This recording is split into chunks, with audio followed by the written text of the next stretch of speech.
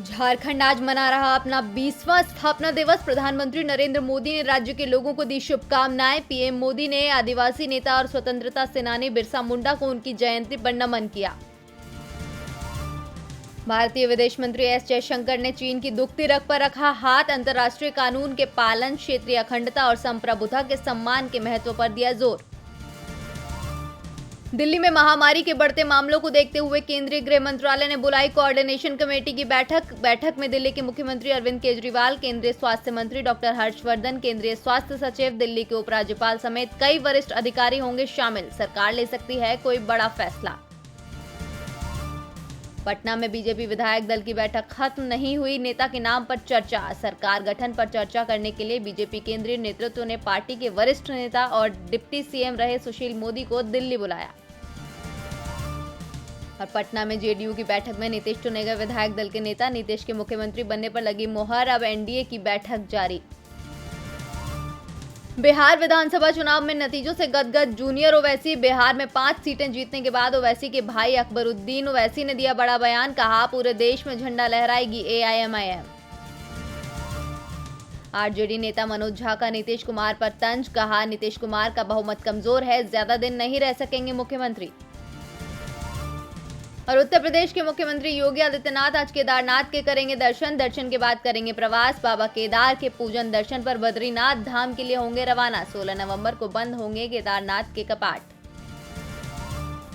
जम्मू कश्मीर में peoples democratic party को लगा बड़ा झटका। पार्टी के संस्थापक सदस्य मुजफ्फर हुसैन बेग ने पार्टी से दिया इस्तीफा। जम्मू कश्मीर में हो रहे जिला विकास परिषद चुनाव में सीट बंटवारे को लेकर नाराज थे मुजफ्फर हुसैन। और दिल्ली में धुआं हुई पाबंदी बैन के बावजूद दिल्ली एनसीआर में खूब जले पटाखे। धुंध के साथ हवा भी हुई जहरीली। दिल्ली के कई इलाकों में एयर क्वालिटी इंडेक्स 900 के पार।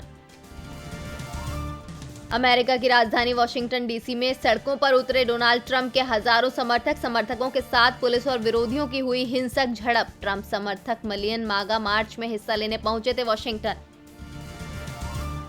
और दिवाली के मौके पर Joe Biden, Donald Trump, Mike Pompeo, Kamala Harris और बोरिस जॉनसन ने दिया बधाई संदेश। बाइडेन ने कहा, दिवाली की शुभकामनाएं, आने वाला साल आपके लिए समृद्धि लाए। और चीन समेत 15 देशों ने क्षेत्रीय व्यापक आर्थिक साझेदारी व्यापार समझौते पर किए दस्तखत। दायरे में विश्व की करीब 1/3 आर्थिक गतिविधियां। समझौते से महामारी की आर्थिक मार से तेजी से उबरने में मिलेगी मदद।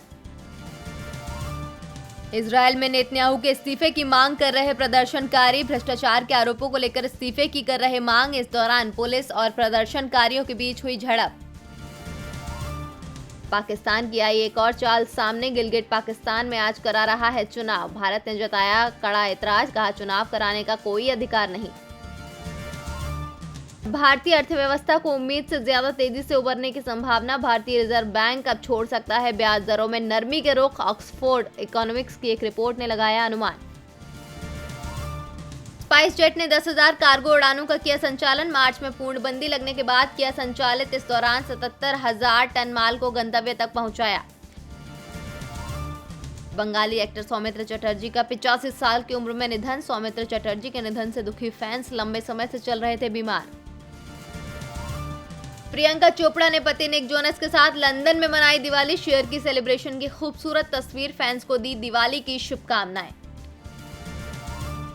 और ऑस्ट्रेलिया कप्तान ने विराट कोहली को लेकर तोड़ी चुप्पी। कहा, हम उनसे नफरत करते हैं। कोहली पिछले 2 सीरीज में ऑस्ट्रेलिया के खिलाफ सबसे ज्यादा रन बनाने वाले बल्लेबाज रहे हैं।